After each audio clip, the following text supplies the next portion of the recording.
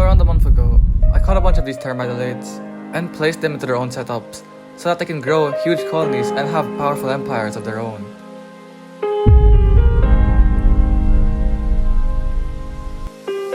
Nah, I'm just kidding. So anyway, I noticed that some of our termite setups were dying and not looking like they could succeed anyway. So I already thought of some possible ways to fix it, but eventually I figured out that it wouldn't work and just be a waste of my time to move Microtermes royals to new setups, since whatever fungus stores they have left has probably been depleted already in that setup, and I've been looking around that setup for a while for eggs and I haven't seen any at all. None of the pairs look stable either, and they look like they're just chilling and not doing anything. I don't see a single egg, so I figured it would be better to separate the setup as a feeder container to feed the ants pre-killed or even live prey. So the same goes for this other termite setup that seems to be dying too. But I have more hopes for this one since some of them have workers already that could still possibly, be saved if I just move this whole thing to a wooden setup with like microwave rotting wood. So anyway, now that we got that out of the way, let's go discuss the plans of how I plan to feed these termites off to my ants. So I've basically placed a pair in here. I didn't show how I extracted them because it's kinda, number one, I can't focus. Number two, I might squish them in the process. I don't know if I should feed them live or pre-kill them, since the Tetramorium colony is still young. And I already asked the termite Discord server if Microtermes have any defensive mechanisms, and so far, none. None that they know of, so. But first, let me introduce you all to my secret Tetramorium colony that I haven't featured at all, since they were still growing and founding, and currently they're at 7 workers.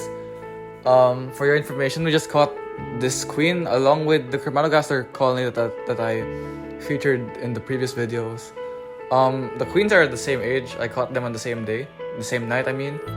And of course, this one was actually the first to have workers, but for some reason they take longer to produce workers than Chromatogaster did. So the moment the Chromatogaster colony hatched their nanolytics, they just caught up from there and, they beat this colony in numbers.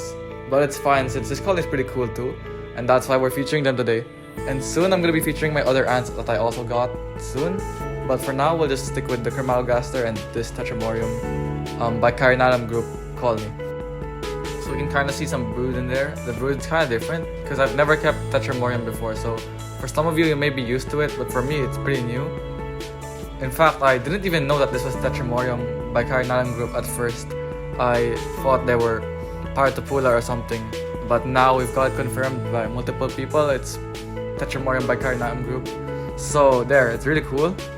They got nice larvae. They grow a bit slower than Chromatogaster, but it's awesome to see them eat. They're aggressive, kind of like Solenopsis. They're quick and they're not that shy. They're quick to explore. They're quick to the food and all. Yeah, they just grow a bit slower than Chromatogaster, but that's it. But I have high hopes for this colony. You can clearly see the brood pile. It's really nice, and when you give them like food and all, they're really quick to protein. In fact, they prefer protein over honey. I don't know why, but it's really cool. And you can kind of see the worker over there just cleaning the queen's wing.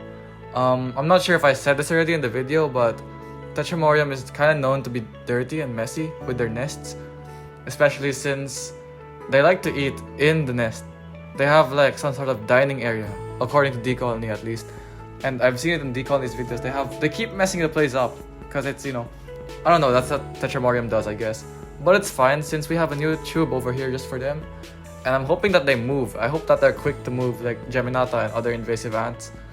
So if they can keep moving, that's fine with me. And eventually when they get big enough, we're giving them a tower setup that they can dig in, like how my previous Geminata colony had for those old viewers of the channel.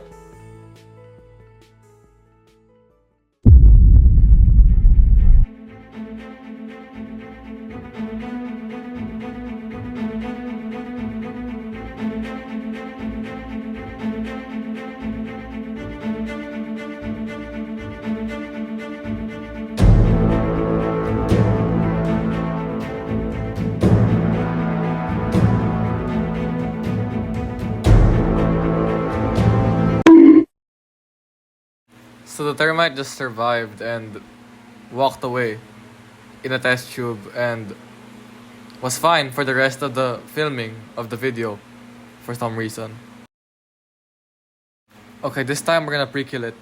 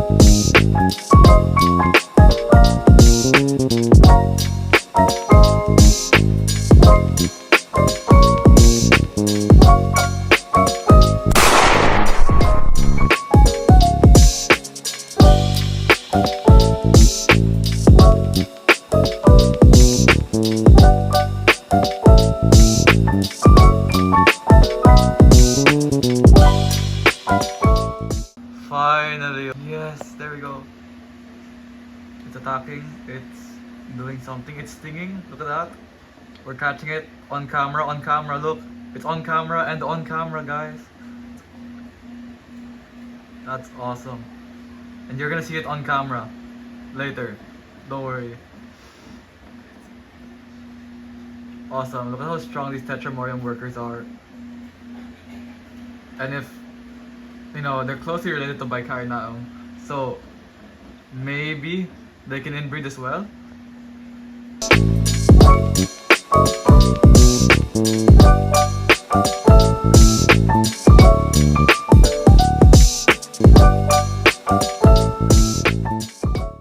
Took them a while, but this is normal for young colonies since they're mostly shy and maybe even don't know what they're doing sometimes, since it is technically their first time to drag something from the outworld all the way to their test tube, right?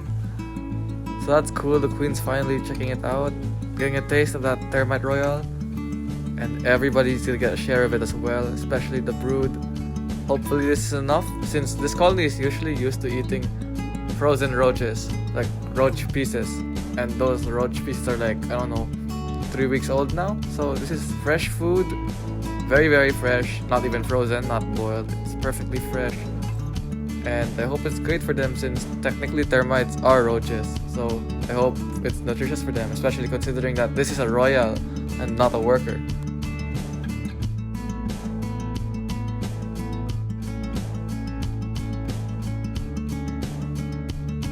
It's really cool to see everybody holding it together and maybe grabbing pieces of it and chewing it.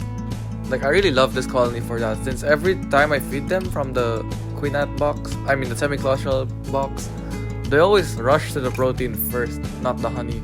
They're always tearing it apart, dragging it to the nest, and, you know, doing what they're doing now. Just eating it and maybe breaking it down for the larvae. It's really cool to see.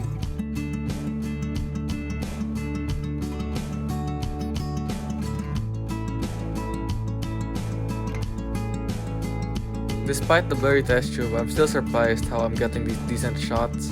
I hope it's all okay for you guys as well, since I really can't get much shots in this test tube. As you can see, it's really moldy and dirty on the sides, and not to mention it's a plastic test tube as well, because I didn't expect this queen to succeed. But ironically, she's the first one to succeed and get workers among all the queens I caught, so it's really cool.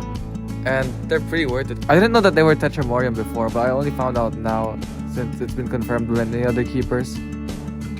So So they're really awesome to have, honestly. So I hope they grow, and we'll be getting more updates on this colony soon. And on the next video, I'm probably gonna feature that mini Chromatogaster colony I was talking about, if they got big enough already to be, decent enough for the camera. So let me know in the comments if you guys want to see that Chromatogaster colony along with the previous video I made on my bigger species of Chromatogaster, or if you want an update on the termites, since they all my Microtermes setups have workers. So if you want to see that, just tell me in the comments. And if you want updates on the other queens I have, like my Tetramorium queen and unknown Polyrachus queen, just let me know. I might make a video featuring those two or whatever, but most likely it's gonna be about either termites or the two Chromatogaster colonies. Anyway, that's it for this video. I hope you enjoyed. I have done really good here compared to the previous videos. No screw ups here, nothing. Yeah, I like it. I hope you guys like it too. Goodbye.